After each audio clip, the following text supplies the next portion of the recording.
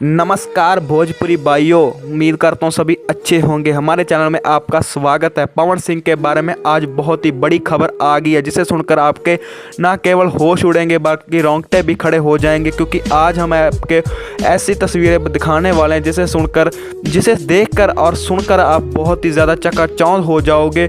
जैसे कि आपको पता ही है, जो हमारे पवन सिंह भाई है बहुत बड़े स्टार हैं, भोजपुरी के स्टार हैं और पूरी दुनिया में इनके गाने बजते हैं। ये बात को कोई इनकार नहीं सकता। और बाहरले जो विदेशों के जो देश में जो लोग रहते हैं वो भी इनके गाने सुनना पसंद करते हैं और पूरे भारतवर्ष में इनके गाने चलते हैं और बहुत ही प्रसिद्ध कलाकार है। लेकिन इन्होंने अपनी ज़िंदगी में बहुत ही ज़्यादा कष्ट देखे हैं। ऐसे पहले दिन में ये फेमस नहीं हो गए थे, बहुत ही ज़्यादा मेहनत की है। हम आपको पिक्चर दिखा रहे हैं, फ़ोटो ये देखिए, जब इनके स्ट्रगल के दिन चल रहे थे, जब मेहनत कर रहे थे, इनका कोई नाम नहीं था, तब की फ़ोटोज़ है ये।